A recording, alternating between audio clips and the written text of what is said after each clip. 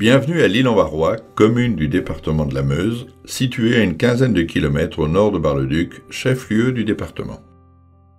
Située à 224 mètres sur un plateau incliné est-ouest qui va de 270 à 166 mètres d'altitude, son territoire est vaste avec près de 3300 hectares composés de forêts essentiellement domaniales, de terres agricoles et d'étangs.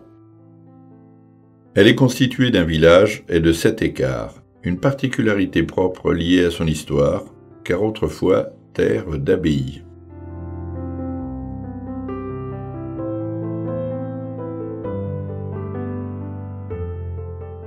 Traversée par la Melche qui prend sa source au Merchine, l'Île-en-Barrois est aujourd'hui un petit village d'une quarantaine d'âmes qui s'est développé jusqu'à la Révolution française autour d'une importante abbaye cistercienne. Vers 1140, Ulrich de Lille et son épouse Mathilde donnent leur terre des Anglecourt pour y fonder un monastère. Il s'agit d'une donation à Sens. Eustache, abbé des chanoines réguliers de Monty en Argonne, reçoit la terre des Anglecourt entre Courcelles-sur-Aire et Amblincourt jusqu'à sa mort. L'abbaye naissante des Anglecourt est alors confiée à la filiation de Morimont, quatrième fille de Cîteaux. En 1151, l'abbaye est transférée des Anglecourt à Melche. La cure de Melche, avec ses biens et ses dîmes, est donnée aux cisterciens, tandis qu'une partie de son territoire et de ses revenus leur est donnée à Sens par l'abbaye bénédictine de Beaulieu en Argonne. L'abbaye prend alors le nom de Notre-Dame de Lille, en hommage à son premier donateur Ulrich de Lille. Les Anglecourt deviennent un prieuré où les moines desservent la chapelle dédiée à Sainte-Barbe jusqu'à la Révolution. En 1162, une nouvelle église est construite, suivant le plan classique des églises cisterciennes aux dimensions importantes. Elle est consacrée en 1202.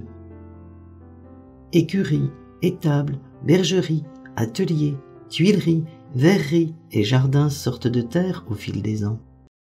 L'abbaye est autonome, elle dispose de tous les corps de métier nécessaires à son fonctionnement. La population s'accroît sur les bords de la Melche. Agriculture, pêche et forêt se développent. On ne compte alors plus les vergers et les vignes plantés ici et là et qui seront présents jusqu'en dans les années 1900. Environ 200 personnes vivent à l'Île-en-Barrois à la veille de la Révolution française. Le 2 novembre 1789, l'Assemblée constituante confisque les biens de l'abbaye. L'inventaire débute le 10 mai 1790, suivi des ventes des terres, du mobilier et des autres biens. On détruit les restes de l'abbaye en 1825. La municipalité de Bar-le-Duc achète notamment l'horloge de l'église abbatiale ou encore des tableaux présents aujourd'hui en l'église Notre-Dame à Bar-le-Duc. Le clocher de l'abbaye est vendu à la commune de Triaucourt. Il disparaît dans l'incendie de l'église en juin 1940. Après le départ des moines, le village s'efforce de survivre. L'agriculture et les métiers des bois se développent. Plus de 250 personnes vivent à l'Île-en-Barrois jusque dans les années 1850. En 1866, l'église Saint-Christophe et Saint-Fiacre est construite sur l'emplacement de l'ancienne chapelle de l'abbaye. Quelques vestiges de l'abbaye s'y trouvent encore.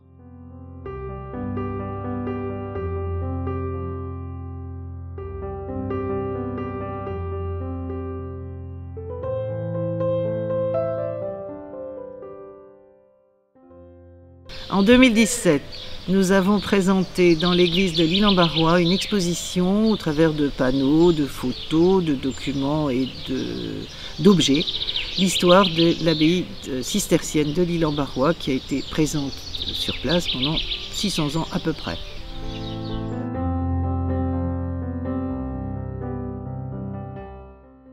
Aujourd'hui, la mairie et le lavoir, construction du XIXe siècle, sont toujours au centre du village.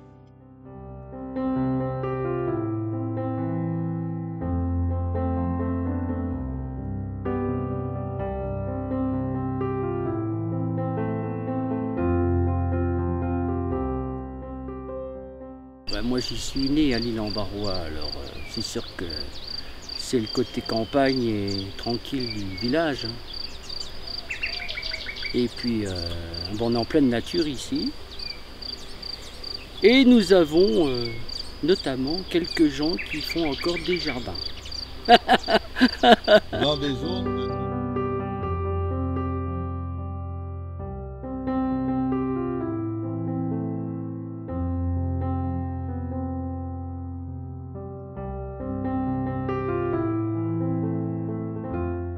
Sur ce vaste territoire, l'île en Barrois et ses écarts, petits hameaux aux fermes parfois assez éloignés, rappellent le passé historique de ce lieu. À l'ouest, à 8 km de l'île, se situe le Cheminel. Ce lieu, entouré de bois, abritait jadis exploitation agricole et une tuilerie. Seuls 2 étangs subsistent aujourd'hui, le Grand Cheminel et le Petit Cheminel. Au second écart, à 6 km de l'île, le hameau d'Ivremont, constitué autrefois de 5 maisons situées à proximité de la rivière nommée Aisne. Aujourd'hui, seule l'ancienne maison forestière est encore debout, utilisée comme écogîte, et les 3 étangs que constituent la Grande, la Petite Brosse et l'ancienne Brosse.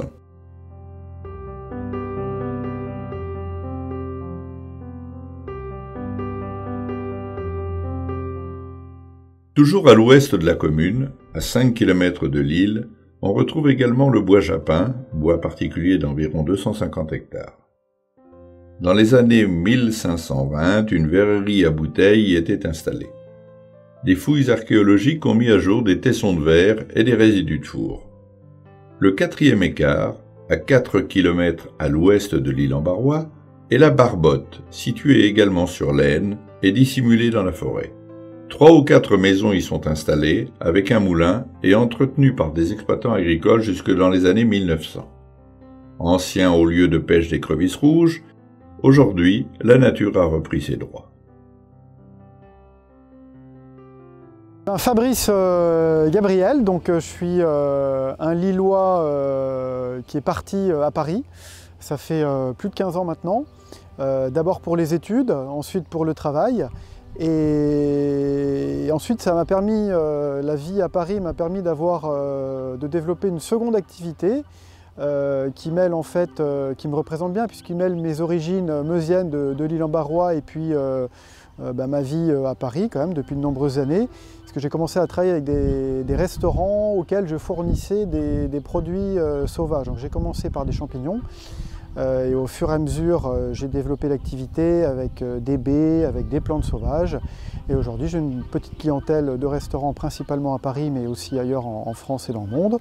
Et donc, je fais profiter des produits de l'île en Barrois, ramassés autour de l'île en Barrois, à une large clientèle qui apprécie ces bonnes choses de la nature. Voilà, et donc ça me permet de revenir très souvent à l'île en Barrois.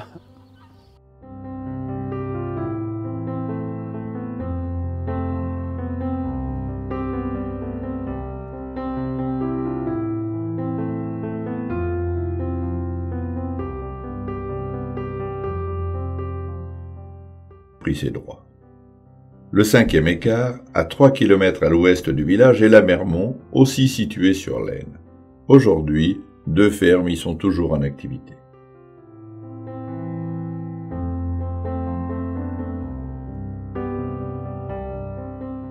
J'aime bien vivre ici parce qu'on est tout seul déjà. On est tout seul, on n'a pas de voisins ou presque pas, qu'on ne voit pas ou presque peu. Et les raisons pour lesquelles je ne vois pas de raisons pour lesquelles je voudrais partir d'ici en fin de compte. Bon d'accord, j'ai pas internet, j'ai pas l'eau, j'ai pas le téléphone, mais j'ai la qualité de vie. Voilà.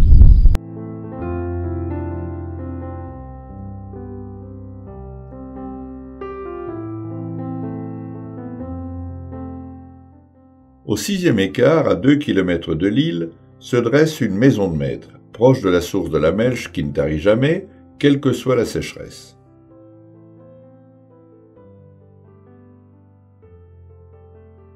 En 1873, le député de la Meuse, Claude Milon, y fonde une ferme pratique d'agriculture où les jeunes apprennent le métier d'agriculteur en 2 ans.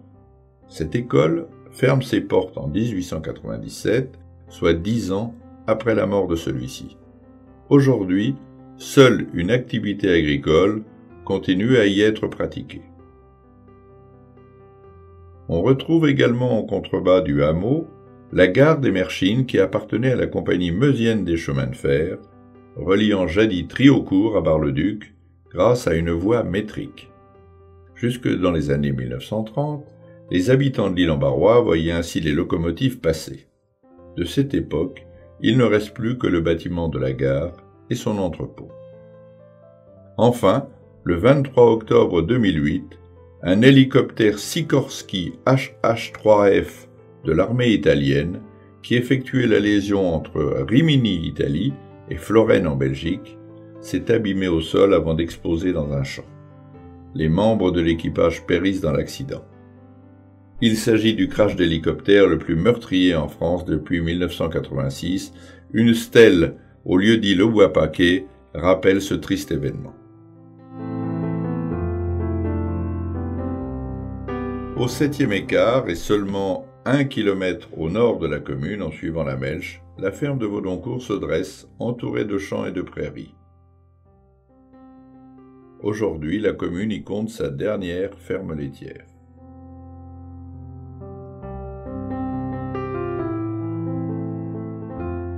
Ici sur la ferme, il y a 3 personnes qui travaillent sur la ferme, donc Christophe, mon mari, Geoffrey Leclerc, un associé, et puis donc moi-même. Et donc on fait essentiellement du lait.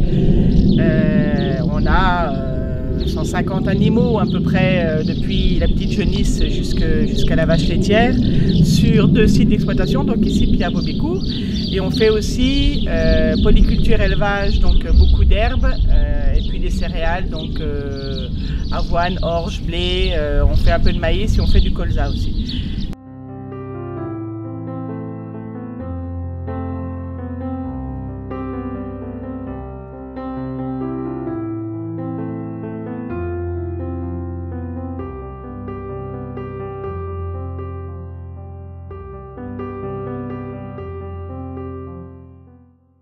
Quand je dis que je n'arrose jamais, ah, on me dit t'as un terrain humide.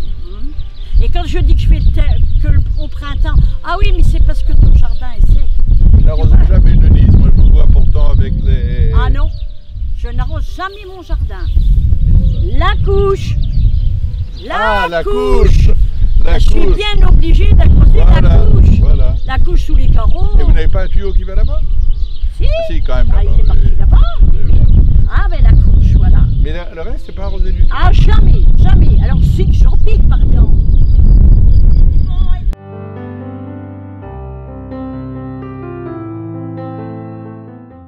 Le territoire de l'Île-en-Barrois est touché par les conflits mondiaux. Dès le début de la Première Guerre mondiale, sa proximité avec le champ de bataille de la Vaumarie en fait l'un des théâtres d'opération. On s'y bat, on y meurt, on résiste.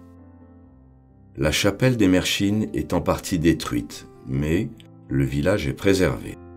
La gare des Merchines et de l'Île-en-Barrois sont réquisitionnées pour participer à l'effort de guerre. À proximité du village, un terrain d'aviation temporaire voit le jour. Il accueille notamment l'escadrille des Cigognes. Dans l'entre-deux-guerres, la vie reprend son cours à l'Île-en-Barrois. Monsieur Collet, éleveur de chevaux ardennais, remporte plusieurs concours agricoles.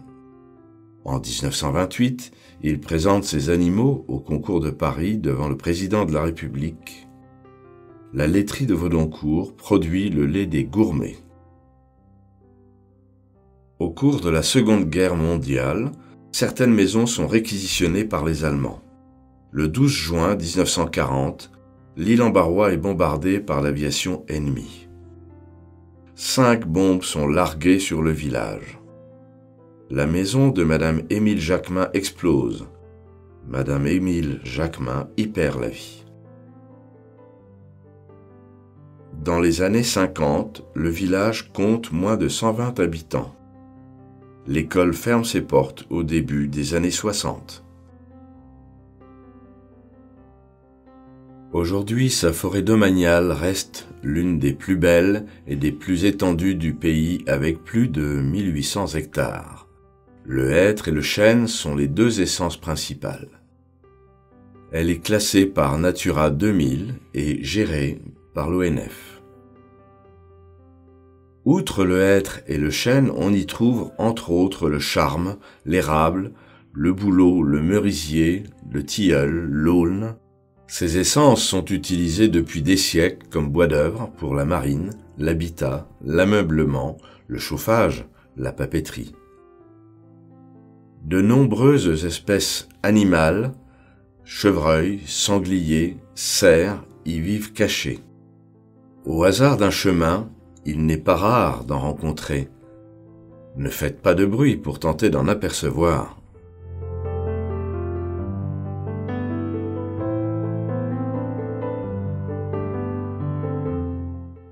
Je chasse en forêt de l'île où il y a de nombreux animaux, cervidés, sangliers, chevreuils. Et c'est vrai qu'une bonne partie de l'hiver, je suis à la chasse. C'est vrai. Voilà. On ne va pas forcément faire ça, c'est que...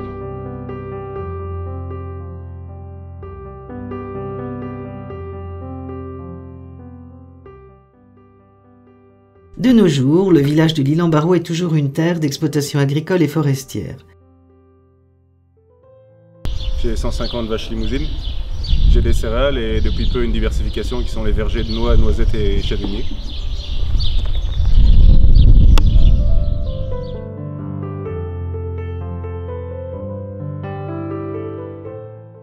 Quelques vestiges du passé subsistent.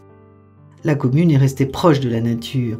Les vignes et vergers de jadis ont certes disparu depuis bien longtemps, mais de nouvelles plantations de fruits à coque, noyers, noisetiers y sont plantées depuis quelques années.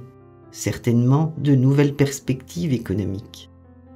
L'Île-en-Barrois reste un territoire idéal pour les amoureux de la nature et les balades en forêt.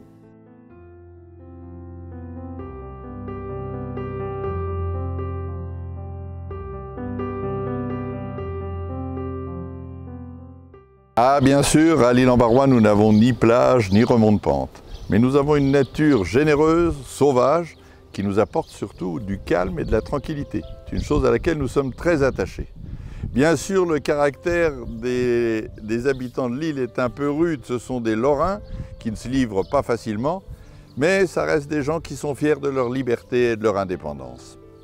Et me vient en mémoire ce poème de Joachim du Bellay que nous avons appris dans notre tendre enfance, qui nous disait « Heureux qui, comme Ulysse, sont ceux qui sont partis faire un long voyage ».